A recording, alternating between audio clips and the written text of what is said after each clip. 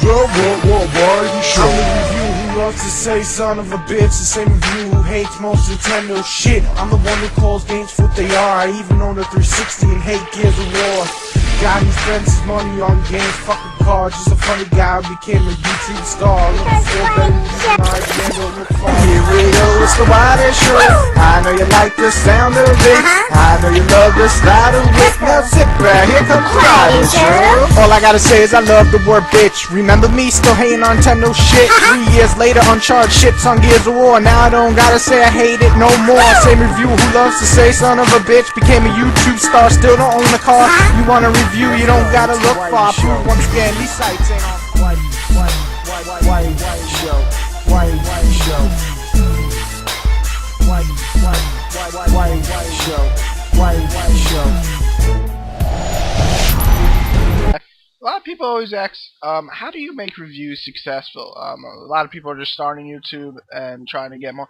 And I mean, I'm not the most successful guy ever, but I'm just here to give you some tips so that when you ask me on my PMs, I can just give you this video. First off, real fast, you want to have a capture card because that's the most important thing, probably, as people want to see footage in HD. I suggest either the Elgato or the HP VR2.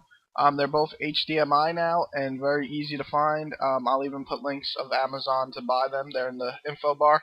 That would be your first thing you want to get, and that's pretty expensive. So you got to understand that this reviewing thing takes both time, and it's a little bit expensive at the beginning, but not too much at the end, except if you want to buy every single new game.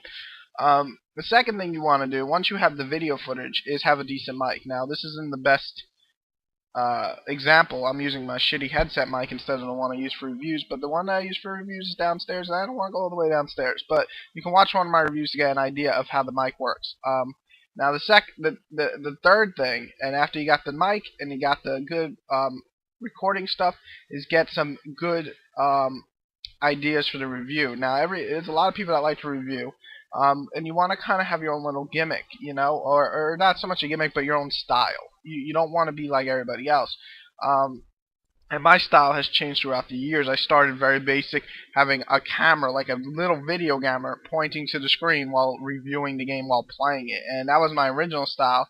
I then broke it up into sections, like story, graphics. That was a big style for a while. And now I'm switching all over to basically giving a rundown, what's good, what's bad, what's ugly, and then giving my verdict of if you should rent it, buy it when it's cheap, throw it away, steal it from a friend, or it's amazing, buy right now.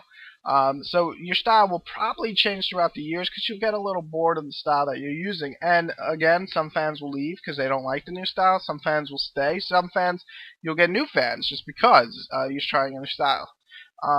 And it really just comes down to enjoying what you're doing. You know, if you don't enjoy doing a certain review style, don't do it anymore. Do it the way you want. Don't try to be funny if you don't like to be funny. You know, I watch certain reviewers because they're funny. I watch certain reviewers because they're serious. I watch certain reviewers because they're giving me a lot of information, so on. So if you're not funny, don't try to be funny. If you're not good at being serious, don't be serious. If you're not that great in information like myself, don't try to stuff all this crazy information and use all these different names. I can't do that shit. I'm going to give you a rundown of the game I just played. I can't remember motherfucking number 5's name. You know, he died like halfway through the game. I don't remember him.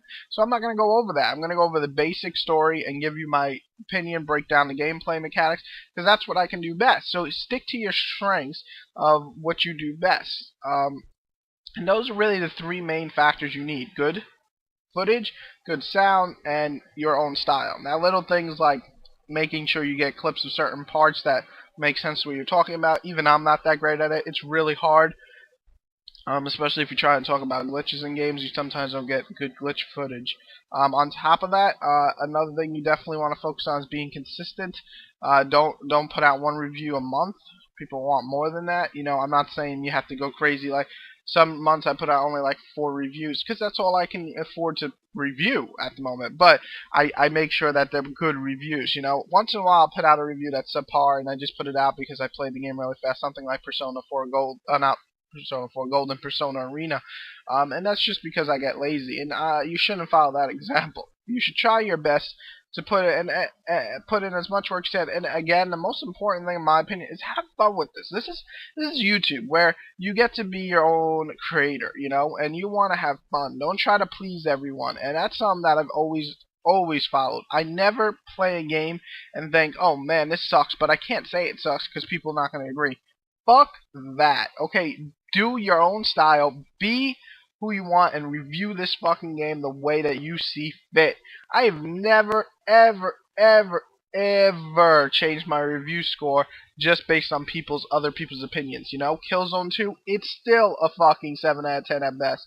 You know, Tekken 6, what a piece of shit single player. I still don't give a fuck if people disagree with me. That's the thing. Don't let the viewers change your opinion. It's okay if a viewer says, hey, fix your audio. That's a good criticism. They tell me that, I'm trying to fix that. I think I've gotten a little better in the last few reviews. If they tell you they don't like the way that you don't have enough video clips of what you're talking about, that's a good criticism. Stuff like that. But if a viewer tells you you don't know shit about fucking Tekken, go die, tell him this: suck my dick, you are blocked. It's really simple. I promise you that one person who's blocked, you will gain 2 or 3 other subscribers. Trust me. So that's really it. Those are the fundamentals of creating YouTube videos, in my opinion, especially reviews. So it's up to you if you want to do it that way, but those are my guidelines. Those are the way I make my videos, and it seems to work for the most part for me, and I have fun doing it. So there you go. Guides to making YouTube reviews on video games. Whitey out. Hope you enjoyed, and any questions leave below and I'll try to answer them.